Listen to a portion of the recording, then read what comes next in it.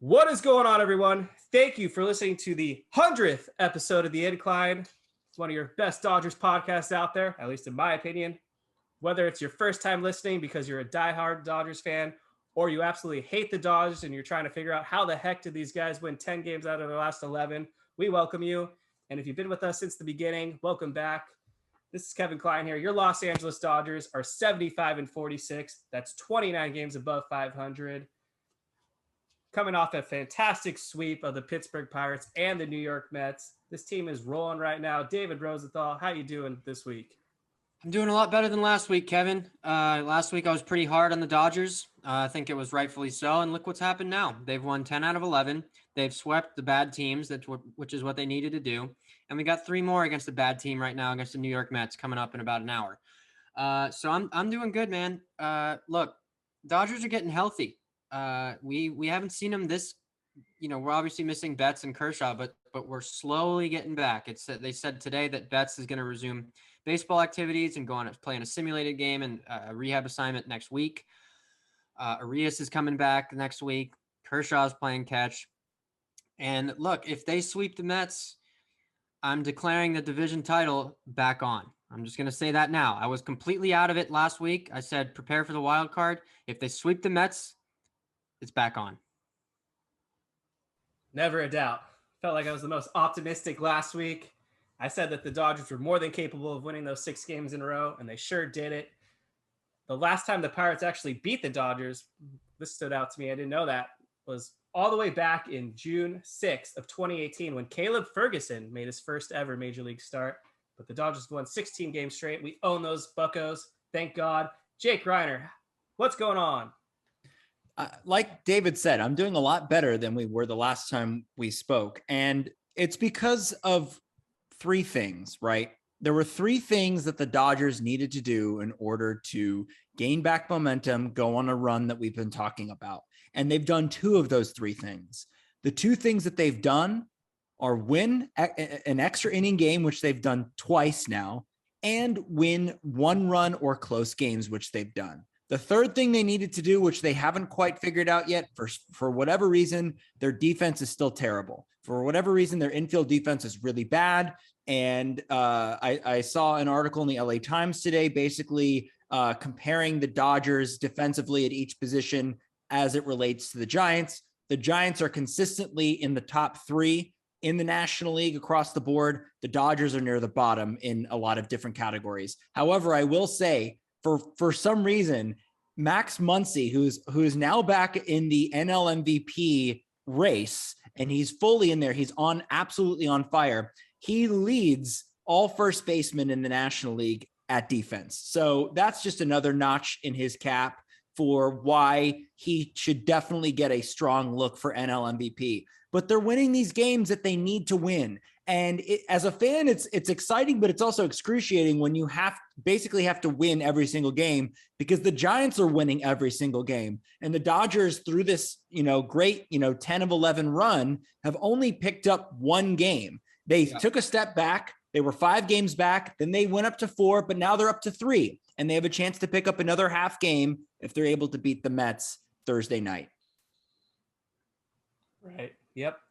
They're 3 games back for the first time since August 1st. These Giants just keep on winning, but it looks like this is the part of the season where they might finally start to tail off, but I don't want to jinx anything, so let's let that play out.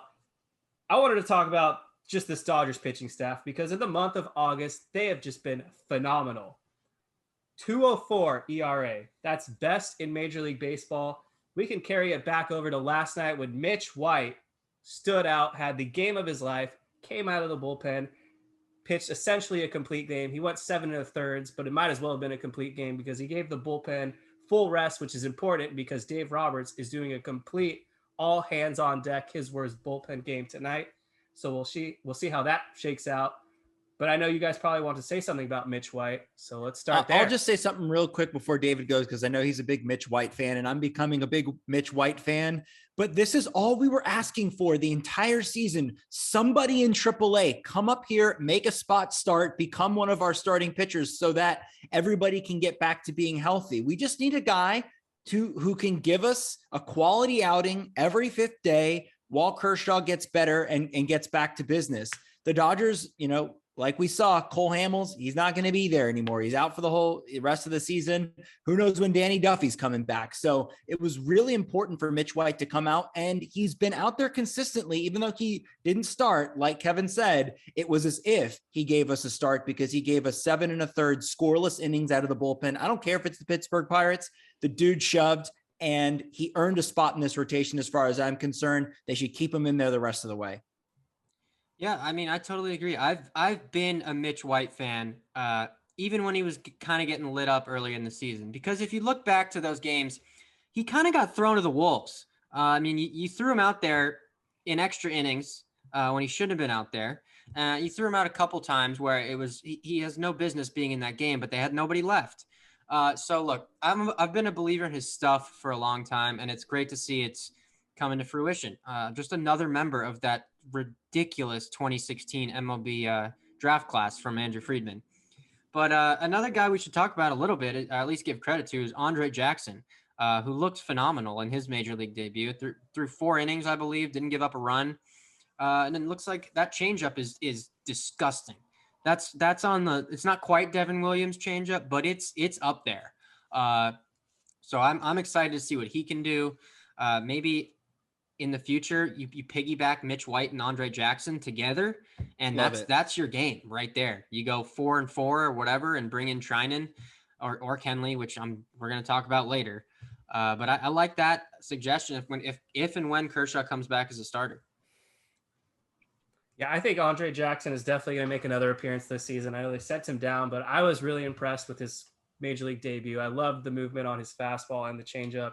And it was awesome to see his dad in attendance. Was really thrilled to see his son excel. So that was really cool. Blake Treinen. We talk about him a lot, but we just have to give Blake Treinen some more love because I think this is arguably his second greatest season ever in his major league career. The movement on that sinker and the slider, he has a 1.88 ERA. He gives up almost no hard contact, period. You look at the advanced stats, whether it's a barrel against or soft contact, it's like 100 out of 100 because he's just been that elite this season. Yeah, and not only does he give up no hard contact, he barely gives up contact. Nobody can hit this guy. And that's been just an unbelievable thing to watch day in and day out. The only thing I have to say about Blake Treinen is that I get why we're not naming him the closer, right? Because Dave Roberts likes to have options, and Kenley's kind of has that ceremonial role right now on the team. But God damn it, like let's use him in the 9th inning once in a while, because some of these 9th innings are I'm about to have a freaking heart attack watching this happen. And why would you do that with Kenley Jansen on back-to-back nights? I mean, that you're just asking for trouble. So I hope, I'm not saying that he should be the closer, which a lot of fans have called for. I don't think that's it. I think the Dodgers have what works, which is they have a bunch of high leverage guys and they can kind of mix and match and put guys in positions to succeed. Blake Treinen needs to have the 9th inning more often than he does. He does.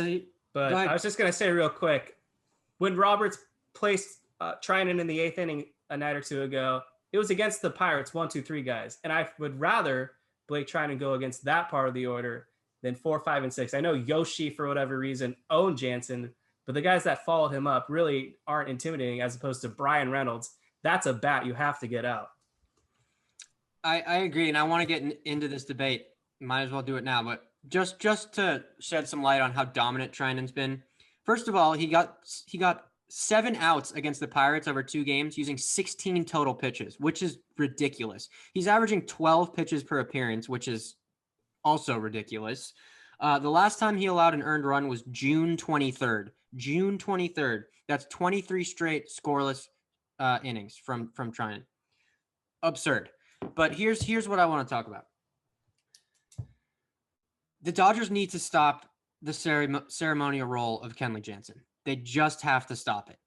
And it's not just because of Blake Treinen. It's because of guys like Phil Bickford, Alex Vesia, and Corey Knebel as well. Kenley Jansen, in my opinion, is arguably not even in the top 3 most reliable relievers on the Dodgers right now. And there's also a big difference between Kenley Jansen on 2 days rest or Kenley Jansen on back-to-back days. they're not the same guy. Kenley Jansen on back-to-back days is a disaster waiting to happen.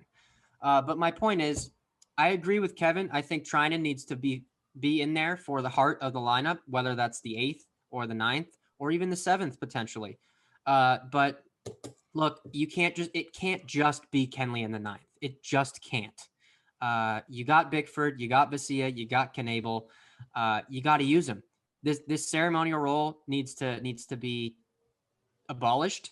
And I will say, we saw Roberts get rid of it in the playoffs last year. We did. Trinan closed a World Series game. Arias closed several do or die games. So I can't believe I'm saying this, but I do have faith in Dave Roberts that he's gonna tighten it up in the playoffs. I don't think we'll see Kenley Jansen closing a 1-run game in the wild card game if we're in the wild card game. I really don't. But in the meantime, we need to do a slow burn here. We need to accommodate Kenley to not the 9th inning.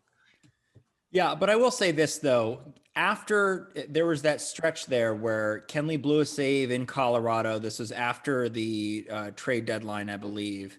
Or after the All-Star break, I can't remember which one, but he blew a save in Colorado, and then he blew two saves in a row against the Giants. I think it was after the trade deadline. And since that time, he's actually been pretty good, pretty dominant. But, and this is a big but, is the fact that you can't get cute with him. You can't rely on him on back-to-back nights. That just doesn't work. It's a disaster waiting to happen. I agree. You got to play the matchup game. You've got to put your best reliever against the toughest part of the order, which they have been doing with Trinan. But there are some 9th innings that it's just impossible to watch. And Kenley almost coughed one of those up against the Pirates lately, and it just wasn't pretty. To validate why you should not pitch Kenley Jansen with 0 days rest. 12.2 innings pitched this season. He has a 5.68 ERA, and that doesn't include a few unearned runs that scored. He has a 1.816 WHIP. That's abhorrent. And a 407 on base. A 407 on base percentage. But that's the thing. It's like I didn't even need to know those numbers to know that he wasn't good in those situations. So the Dodgers have access to that data. That's what I'm saying. It's like these numbers are accessible, and this is one of the most heavy analytic teams in baseball, and we're just going, oh well, then it's the 9th inning, so I guess we'll go to Kenley. It's like what are we doing here? Yeah, it's like selective analytics. Ryan, one of our most loyal and I will say iconic Catch the Blues. Why is Dave Roberts, a guy who doesn't believe in soft landings, using Knebel in low leverage? He wants Knebel and Trinan as a late inning 2-headed beast. Well, if you're coming up from the minors and it's your major league debut, you're getting thrown in the fire. I don't know why that's the case, but that keeps happening to guys, namely with Justin Brule. But yeah, I think, the Dodgers are using Knebel as an opener for the first game of the Mets series. And I get the thinking of it analytically, because you get the sort of the top of the order there. And if you can limit, the Mets, if you can, blank the Mets in the first inning, and that's a win, I guess. But when you're doing a bullpen game, look, if you give up 1 run or 2 runs in the first inning, you can come back from that. But when you're in the late innings and you've got to rely on, your worst relievers, where you could bring in a guy like Knebel to come in a spot where you really need him, I just don't understand why you would waste him to open a game like that. I'm with Ryan on this one. I'm not, because I would argue that they are using him in high leverage. I think they are using him against the heart of the order, against the guys they want him to face. Because I think he's 1 rung below Blake Trinan. And Blake Trinan's going to get the 8th inning, or whenever the 7th or the 8th, whenever the heart of the order is coming up. So I'd argue that Knebel is getting the same role. It's just in the 6th or 7th. So, right, but I mean, I get that part. I get bringing him in the 5th or 6th. That's fine, but have him as an opener just doesn't really make any sense. Oh yeah, I mean, I get what they're doing. They want him to get the top of the order to just get these this Evan Phillips guy in versus maybe the bottom half of the order, or Victor Gonzalez versus the bottom half of the order. So I get it, but I don't know why we're using him in the. I mean, it is what it is. Who cares? They're going to have to get outs at some point, so might as well get them early, get a lead, hopefully. Corey Knebel absolutely needs to be a high leverage guy. I know that his season has been pretty limited due to the lat injury, but before the injury, he was flat out filthy other than one hiccup against the Padres. And so far since coming back, he's getting sharper and sharper with every outing. And we don't have a lot of time left, so you got to get him comfortable in these spots because come October, assuming the Dodgers make a deep run, we saw what they did with Trinan. They're going to throw Knebel in some uncomfortable situations, so you better get his head ready now. Oh, he'll be ready. He is ready. Flipping sides now to the bats. Jake mentioned something that's pretty awesome, and it is starting to become a talking point. Max Muncy in the conversation of National League MVP. He was kind of subbing for a little bit, and then that idiot Mets fan decided to shine a laser in Muncy's eyes, and he awoke in the Incredible Hulk because since that laser moment, over his last 4 games, he has 5 home runs. His season total now, he has a 982 OPS, which is just Albert Pujols-like almost. 28 home runs, 75 RBIs, 7th overall in WAR in Major League Baseball. And the defense, as Jake already pointed out, that was one of his weaknesses last year and the year before, but he's been one of the most reliable guys at that position. Yeah, he's defensively, he's first. I think it's first for National League first baseman in defensive runs saved. Yep. And for second baseman, he's tied for 4th in defensive runs saved. So this dude's doing it all. I still think Tatis has got him by a hair, but he's going to finish top 3 in the MVP. That's for sure. Mm-hmm. Yeah. I don't know where this team would be without Max Muncy. He's just been the guy. And in the middle of that order, he is that guy, pal. He is that guy, pal. When you need a home run, when you need a competitive at bat, when you need an RBI, it always seems like, it's either Max Muncy or historically Justin Turner. I mean, they've just been those consistent guys throughout their Dodgers careers. While Cody Bellinger has been having a very down season, AJ Pollock, on the other hand, since the All-Star break, is batting .375 with a 953 OPS himself. He has 17 runs batted in. We saw him bat leadoff in his most recent game against the Pirates. He looked good. AJ Pollock has been a must-play all season, and props to him for really just stepping it up as a Los Angeles Dodger in 2021. Yeah, you know what he's not done also? He's not swinging it every single slider away. That's the thing I've noticed the most, because it's never been an issue for him to make, good contact and hit the ball hard. And it's honestly just been an issue of pitch selection. And I don't know what's going on with his eyes or his head or his plate discipline. But this dude is not chasing that slider from right-handed pitchers remotely even close to what he used to do for his entire Dodgers career. So I think that's been the key to his success. But this dude is on another planet this year. Right. And it reminds me slightly of when Beltre had his career year as a Dodger in 2004. It felt like every year leading up to that, he was kind of swinging at everything. And then all of a sudden, 2004, his plate discipline became a lock and he hit 48 home runs. I'm not saying AJ Pollock is Adrian Beltre, but similarly to what David was saying is that he's just being selective. He's having great at-bats. And for a guy that not many Dodgers fans expected much from, and when you look at the star power in this lineup, nobody really, expected him to carry the offense at any point. But with all the injuries that they've had, him, Chris Taylor, I mean, those guys have stepped up and carried this team through these months, and they're in the position that they're in because of them.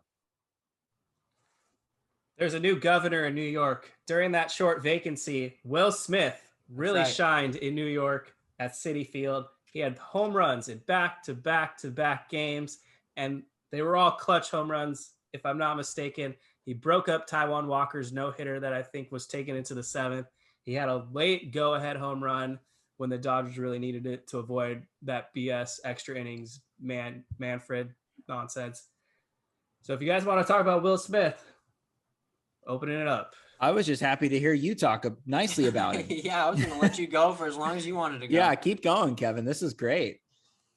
I think he doesn't get enough credit for how clutch he actually is, because he's had some moments where it was very unclutch, like that moment in Colorado with the bases loaded and nobody out, and he wasn't able to do anything with it.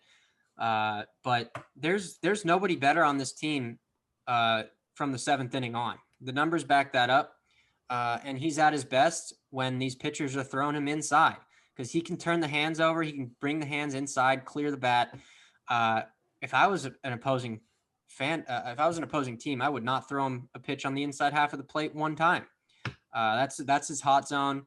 Doesn't even have to be a strike. It can be a foot inside. He can get the hands around and turn on it. So yeah, he's been fun to watch. His defense is getting better. He still has some issues, occasional issues where he'll drop a ball, pass ball, maybe not get the tag down. But the framing, the game calling, and the overall defense has taken quite the leap this year overall. Yeah, I got nothing to add. I'm a huge Will Smith fan.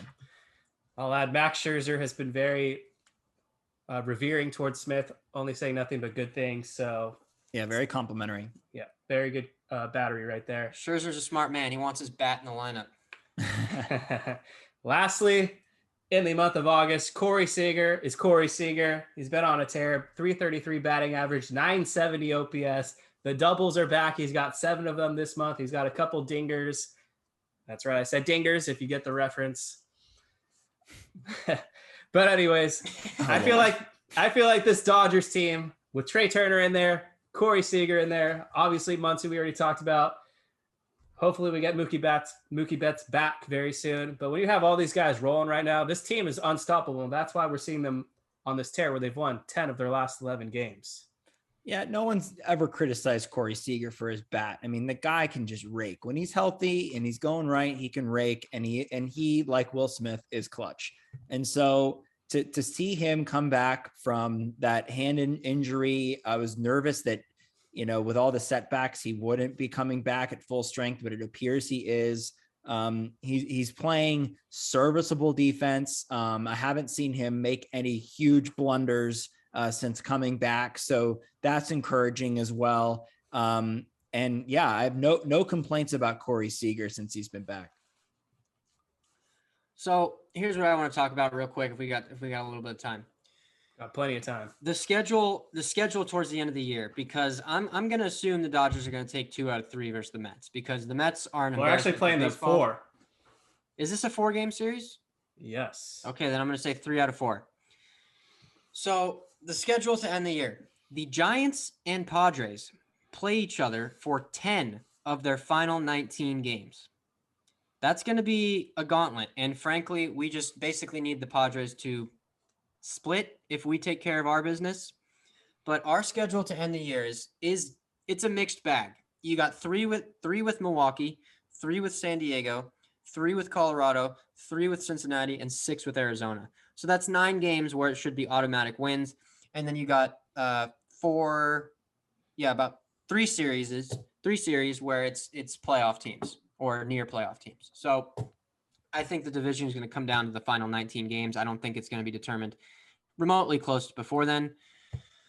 I don't know. I really don't know how this is going to shape out. I think we have to at least take 2 out of 3 versus San Francisco if we have any hope. If they win 2 out of 3, I think our division chances are done. But those 10 games between San Diego and San Francisco are going to be interesting. Yeah, and that's what I've been saying for weeks. Yeah, you have said that. I've said it's – and what I just want to go back to the Brewers thing, because the Brewers are just coasting right now, and that could work out in our favor if we need to take those last 3. I can see the Brewers resting their starters if the Dodgers really have to win those games, because the NL Central it's locked up at this point. And I don't see any reason why they would want to pitch Woodruff and Burns against the Dodgers, especially if they have to face them in the NLCS. Like, that makes no sense. Also, you got to factor in, they don't want the best record in the National League. They have no interest in playing the wild card winner. They want the NL East, and which is basically a bye. You're either going to get the Braves or you're going to get the Phillies, who are both not great teams. So they're not going to be gunning for that. Those last couple games, they're not going to be in any particular hurry to maybe edge the Giants or the Dodgers for best record. The other thing that I think is helpful to think about when you consider up until this last recent stretch, the terrible records for the Dodgers in 1-run games and also extra inning games. The Giants are going down to the wire with bad teams. Like the D-backs are giving them trouble. I don't think the Mets are a good team. They were giving them trouble. I mean, these are close and tight games for the Giants for them to be the best team in baseball. They're not blowing these teams out of the water. They're not really winning comfortable games. So you have to think that if they continue to get played the way they're being played, that some of those are going to just not go their way. And that's what I'm hoping for, because I feel like the Dodgers have a better team, not only on paper, but on the field. When they're right, they're leaps and bounds better than the Giants. Yep. It's time to talk about one popular pitcher, and then we'll talk about one unpopular pitcher, but I almost forgot to talk about him in our pitcher segment, Walker Buehler. Now, I know we've been talking about him a lot lately because he's just been phenomenal, fantastic. He's doing it all. He's clearly the ace of this Dodgers staff this season. But how good has he been this season? Well, he has the best ERA in the National League, a 2.09 ERA.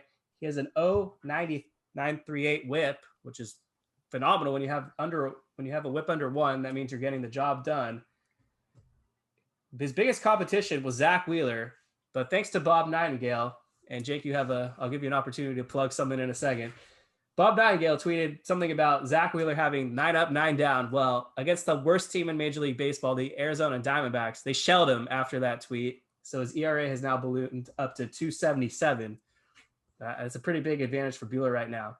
But I actually wanted to compare Walker Buehler to 2011 Clayton Kershaw, because we all think back, wow, Kershaw was dominant that season, despite the Dodgers not being very good.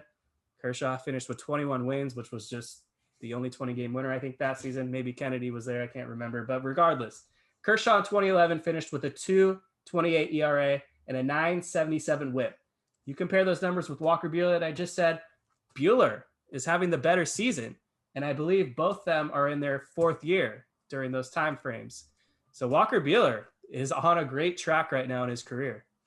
Yeah, to the fact that the Dodgers were able to not necessarily replace Kershaw with Buehler, but essentially that's what's happened. I mean, Kershaw's still there and he's still a really good, effective pitcher, but Buehler stepped into that role. And you just think about the long list of great Dodgers pitchers. It feels that they always have that one guy that is just completely dominant. And for a lot of the teams that have been bad for as long as we can remember, I mean, the Pirates and the Tigers and, all of those teams, that's how rare it is to get another ace like Clayton Kershaw in his spot. And they have both of those plus Scherzer, plus Urias. I mean, it's an embarrassment of riches. And I mean, look, every time Walker Buehler goes out there, I am just as cool as a cucumber watching these games. There is no stress. I have full confidence in him. Even the stressful games that you need to win the must-win games, completely confident in him that he's going to go out there and at least get a quality start, and he probably is going to dominate. Yeah, he is. Can't say enough. Go ahead, Kevin. I was just saying, he has like a 1.60 ERA over his last 7 outings. Yeah, it's insane. It's completely dominant. I think he's been, if not the best, one of the top 3 pitchers in baseball by far this year. And it's a shame because a lot of the East Coast media goes to sleep at 10 p.m. their time, which is about when the Dodgers start playing. So we're used to this. We're used to the East Coast national media, which is basically most of the national media, kind of just saying like, oh yeah, the Dodgers are great, but not knowing a whole lot about him. I mean, you got Alex Rodriguez on Sunday Night Baseball, who's asked to give his playoff rotation for the Dodgers, and he lists Walker Buehler as the number 3 starter. So look, I know that Ben Affleck stole your girl, A-Rod, but maybe watch a couple Dodgers games for once in your goddamn life. I mean, just preposterous. I don't know how these commentators still keep getting away with it, but look, man, I'm just glad we got Walker Buehler. We're going to lock him up at some point, but he's under contract for, I believe, 3 more years after this. He's the best pitcher. He's the best pitcher in the National League, and I'd make a case for him as the best pitcher in baseball at some point here soon. He certainly is, based off this season. If you want to just go off that, Walker Buehler's without a doubt, the number one pitcher. Trevor Bauer. So the hearings have concluded, and I don't know what to say about it. It's very confusing, other than that the judge ruled that the restraining order that the Miss Hill, she would be not the defendant, so the plaintiff, I guess. The accuser. The accuser. She wanted a lifetime restraining order, did not get her way. The judge went along with adding that criminal charges are likely not going to happen, although can't say that's a guarantee. But regardless, what we do know is that Bauer's extended leave has been extended through August 26th, so that'll be at least another week. They're still investigating on the Major League Baseball side of things, so we are still waiting to find out how long or if there will be a suspension for Trevor Bauer. But all I have to add in the meantime is I don't expect to see him pitch for the rest of this season, and I have no idea what to expect in 2022.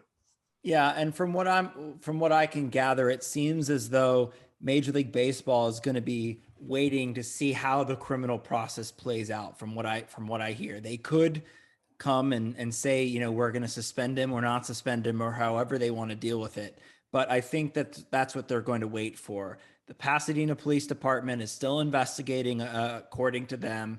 And what I also heard was that this hearing is going to be used as, you know, justification for if they go forward with criminal charges or if they decide not to go forward with the criminal charges based on what this judge said. It was kind of, even though it was just a hearing about a restraining order, it was like a de facto trial, because you had, you know, witnesses, you had, you know, testimony, and you had evidence put in front of a judge. And it's kind of all out there now. And so it'll be interesting to see what happens, but I'm with Kevin on this one. You know, I don't think Bauer is going to pitch the rest of this season. I know some fans have been talking about that on Twitter.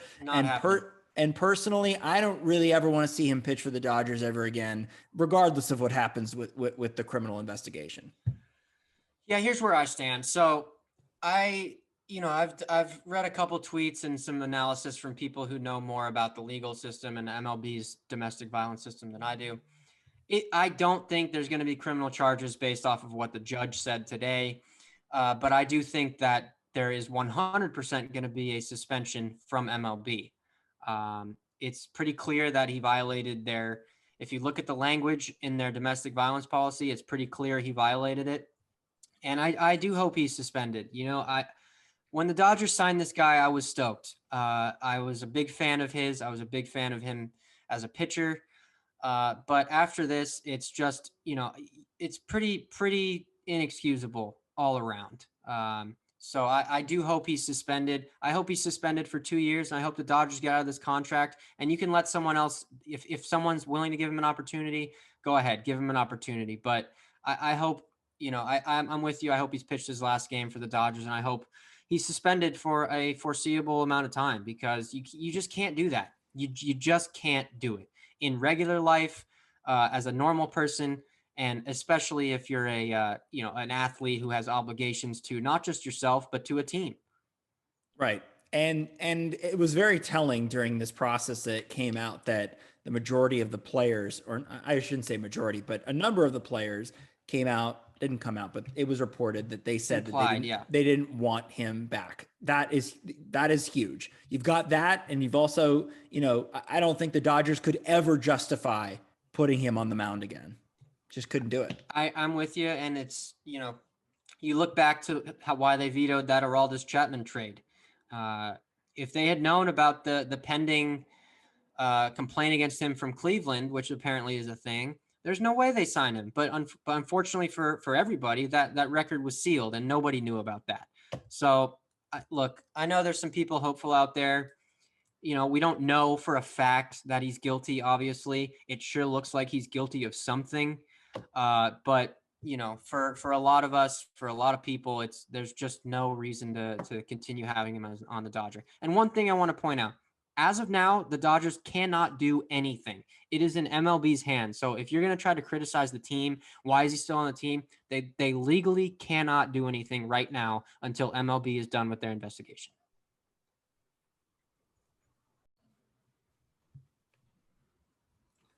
So So after a long wait, the Dodgers have finally revealed their City Connect jerseys. And we actually had a question about that a couple weeks ago from Josh the Flip, so I'm sure he's excited. He's got another question for us we'll get to later, but I feel like we're going to have some different opinions here.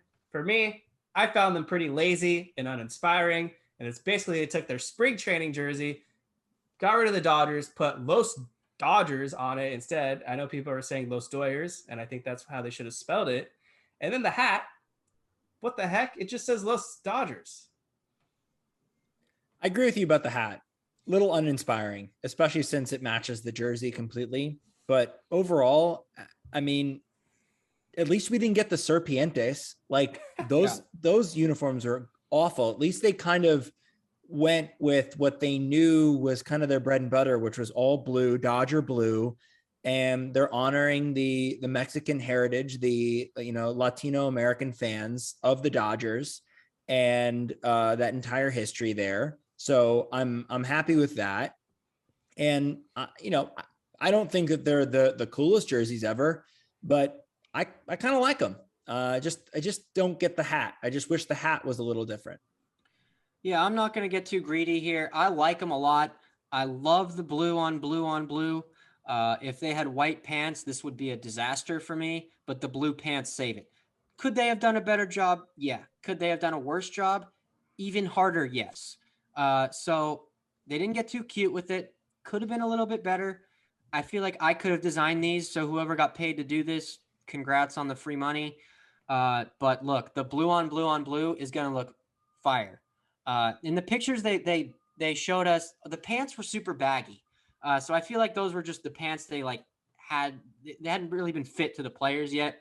Once they get these pants fitting, we're going to get some nice socks to go with it. It's going to look good. I promise. The hat is my least favorite part as well, but let's just take this as a win for now. Could be so much worse. So you'll get to see those Friday through Sunday when they play the Mets. Speaking of the Mets, I wanted to bring this up because we're going to get to face Rich Hill. He is scheduled to start against the Dodgers. He's actually going to go against Max Scherzer. I believe that game's on Saturday. So I wanted to use this time to have each one of us say, like, what was one memory of Rich Hill that you really enjoyed or did enjoy, if you want to go that route? I mean, I've always felt bad for Rich Hill as it relates to the 2018 World Series. I thought he pitched a hell of a game in Game 4, and for Roberts to do what he did in that game and take him out when Boston wasn't even touching him in favor of a nervous reliever, as someone famous said once. Exactly. And for him to do that after Boston wasn't even touching Rich Hill, I just respected the hell out of him. He's a gutsy veteran. He's a guy that came over and performed a lot better than I think people anticipated him performing. And he became a staple in that rotation for a number of years. But yeah, my favorite memory of him, even though it's a painful one, was the performance he had in Game 4 of the 2018 World Series, because he deserved better. Yeah, I fucking love Rich Hill. I mean, this is first of all, University of Michigan guy, so of course he's going to be great. Second of all, this is a guy who had to be on 2 separate teams with Josh Reddick, so he's been through it. Third of all, one of the best competitors we've ever seen as a Dodger. This dude wanted to win more than basically anyone we've seen in a while, or at least showed that he wanted to win. I remember him busting up the water cooler at one point. But I'm with Jake. That was my favorite memory of him. It's a shame that the bullpen and Ryan Madsen couldn't hold it, and Dave Roberts kind of botched that one.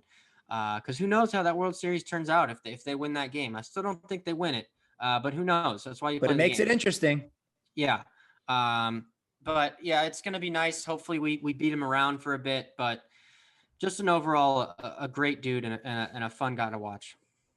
I remember that time where he had the bin of high chews and like it splattered everywhere. Yeah.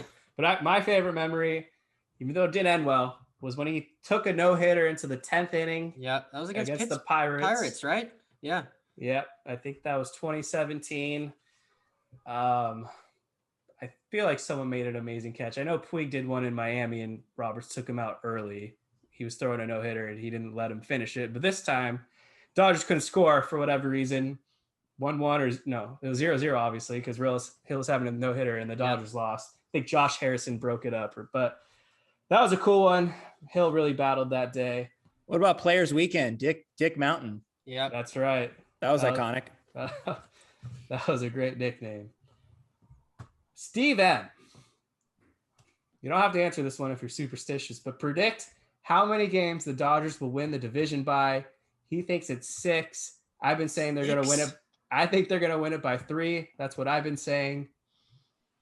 I said 1, so I'm going to stick to that.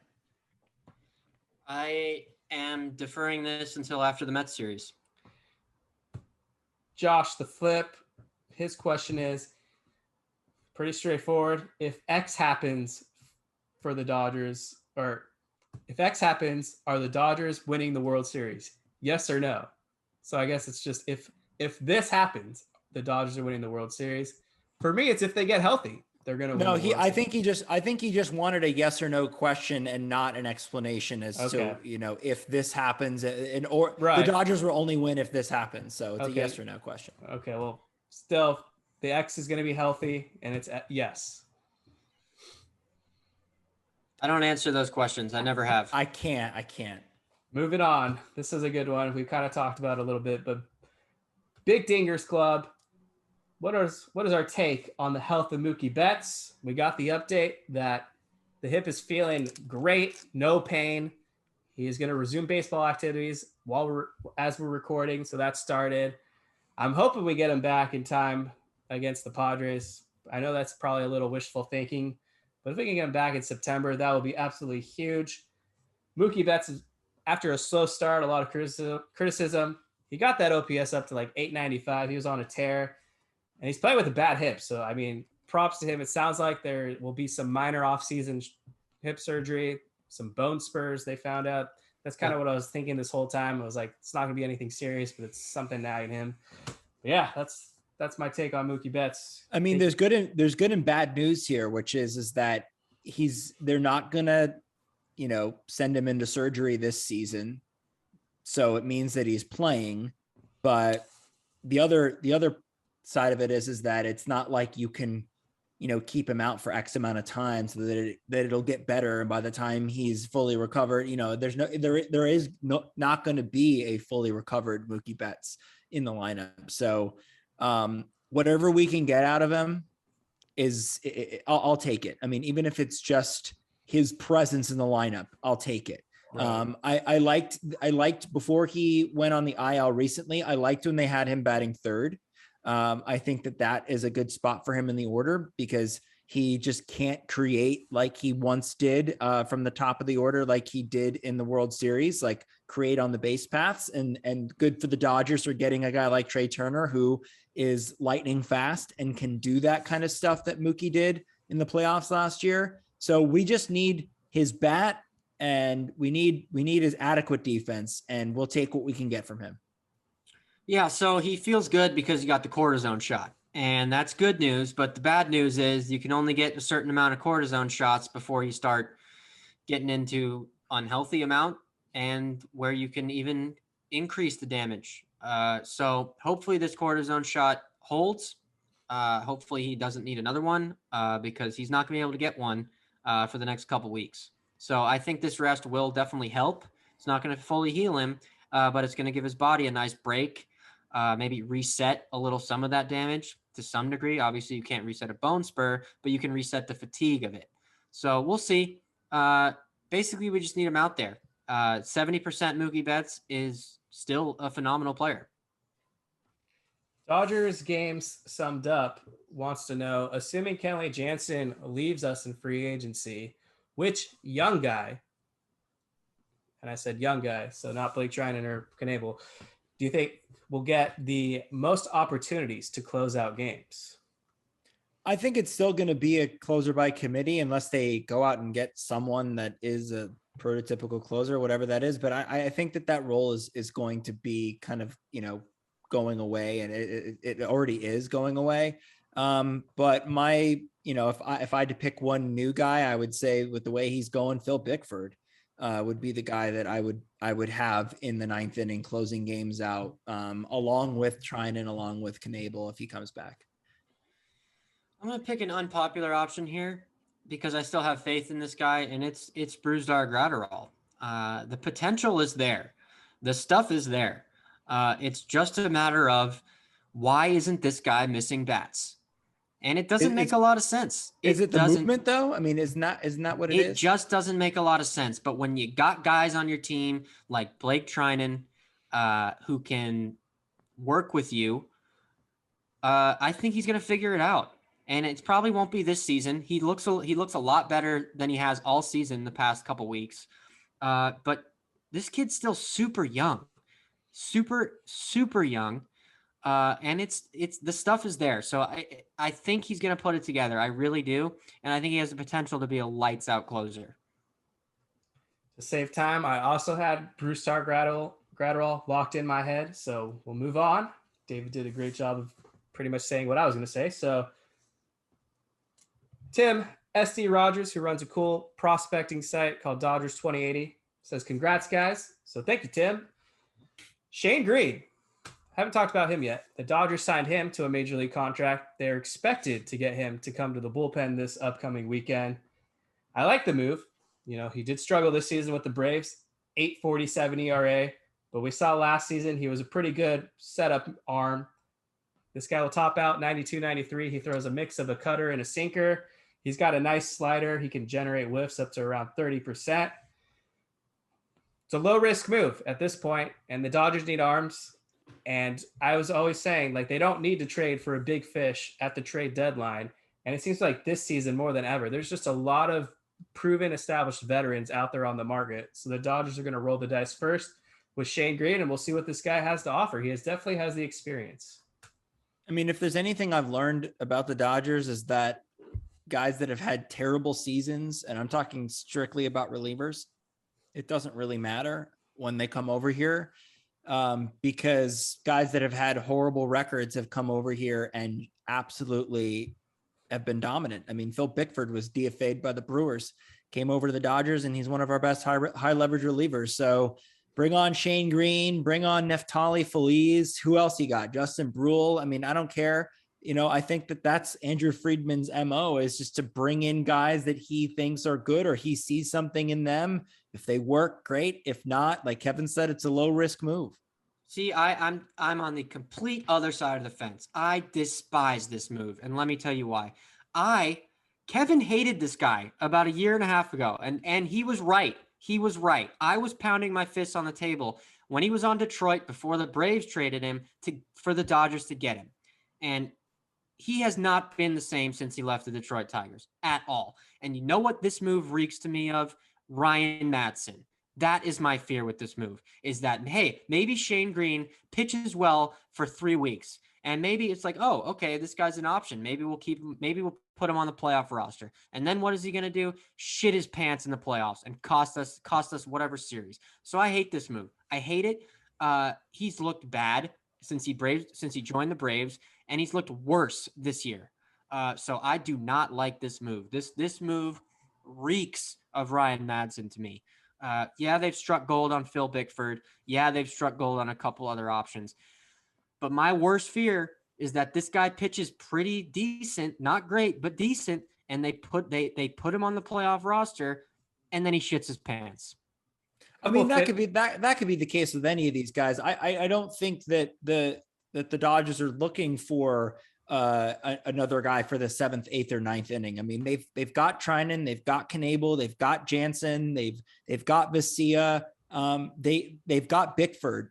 So and Joe Kelly once he comes back. So Shane Greene is a low risk move, and if he comes in and does well, then great. But if not, whatever. I mean, I don't think that when it comes down to it, we're going to be relying on Shane Greene to get big outs for us when we have all the rest of these guys ready to go. Yeah, I don't view him as a high leverage guy. And funny enough, the Braves last season weren't using him in high leverage situations against us. So I think that speaks volume. But it ultimately could come down to when the Dodgers are trying to piece together their postseason roster.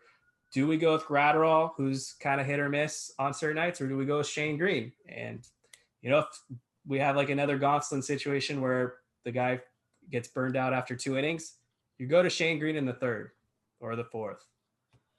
I hope so, man. I mean, I hope he's good. I'm not rooting against him. Yeah. I just hope he's good consistently. Not good. The only trepidation I have about Shane Greene is in an extra inning game when we're running out of relievers. Yep. I mean, that's the worry. But if the Dodgers are able to get a lead, they're gonna use their best guys and their top guys. Well, it looks like Mitch White is pitching his way onto a roster, not as a starter. So we'll see. I don't even know if there's going to be room for him. So we'll see. Yep, that's certainly true. Two things I wanted to talk about, and then obviously you guys can bring up anything you want to talk about too. Gavin Lux. I just kind of feel bad for this guy right now. They put him at third base a couple nights ago, and he definitely has the fielding ability. He's always able to get those ground balls or those lineouts. But when he tries to throw it, oh man, the trains fall off the tracks. He tried to make that play to Will Smith at home plate. He kind of airmailed it. He tried to make one to first. That went nowhere. The Dodgers gave Gavin Lux essentially the keys to second base, and it just did not work out for him. We'll see what happens. I think he can maybe rediscover himself in the offseason. But he struggled against the Pirates coming off the IL. He did not look too good in AAA either. I don't know how much more leeway you can give to Lux, honestly, this season. Yeah, it's tough. It's tough, man, because you're right. They did give him that opportunity, and he has started the majority of his time this season, even though he's been injured a couple times. And it's just, there have been flashes of brilliance, those, big grand slams that he hit against the Giants.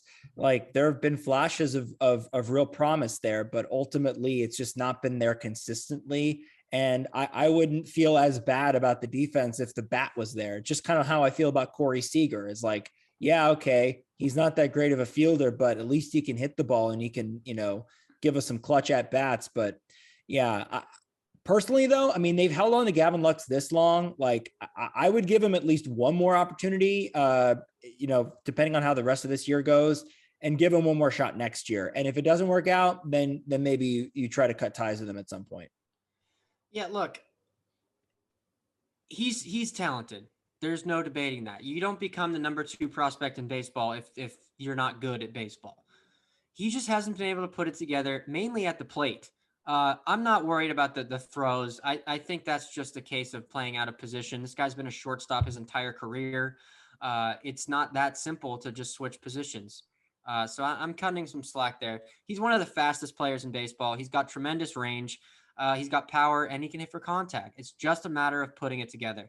And I still believe in this guy.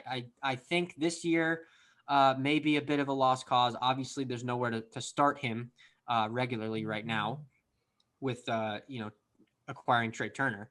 But look, I'm still a believer. I really am. And I think he's going to put it together next season. I really do.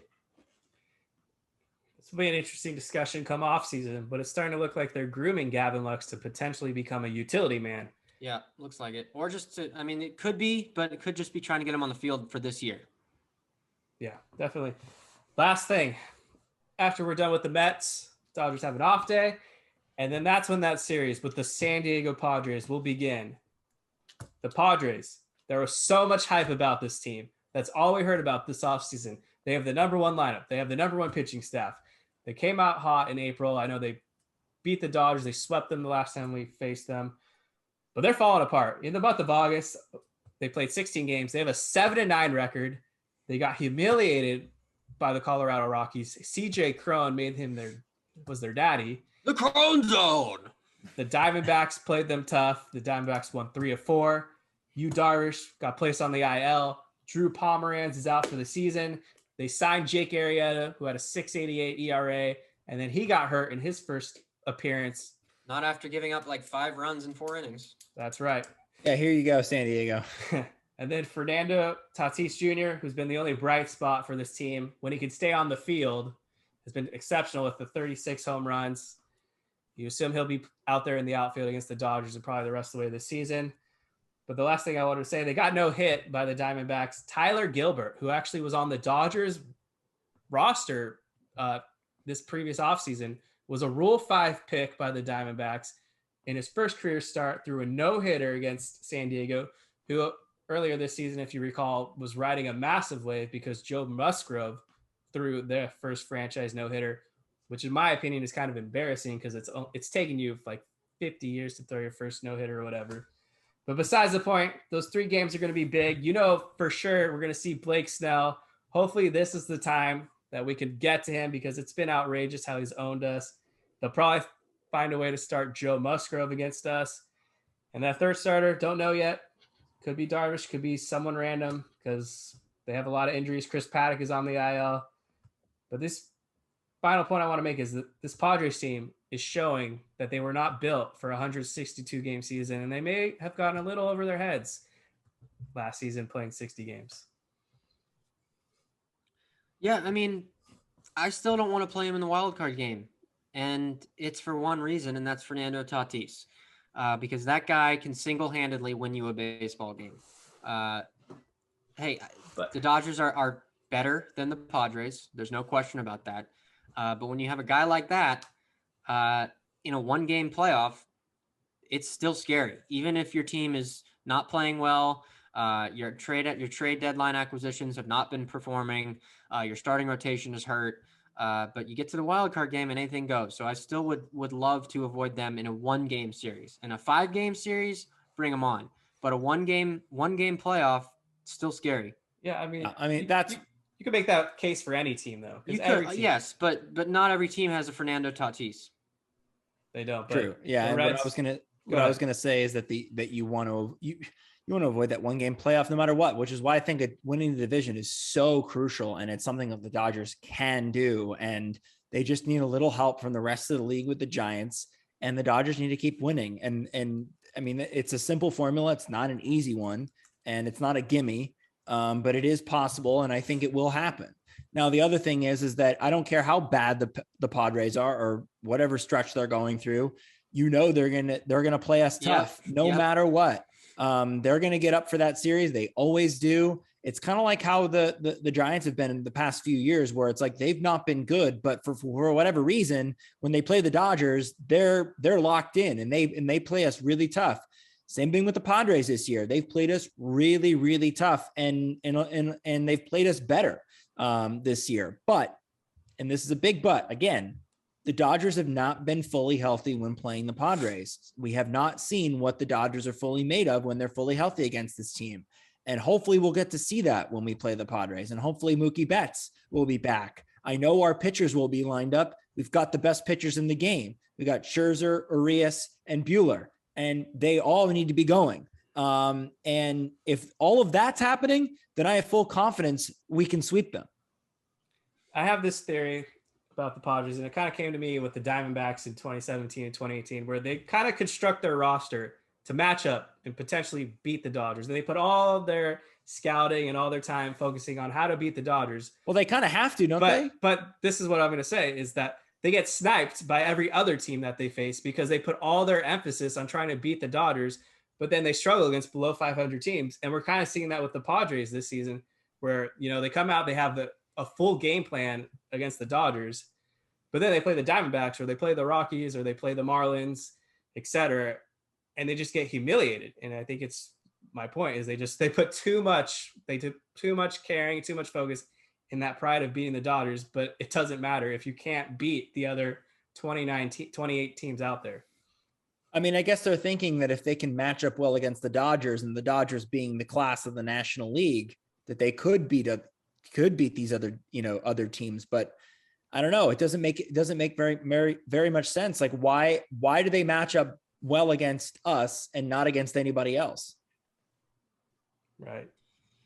We'll see. You're absolutely right. They get up for the Dodgers.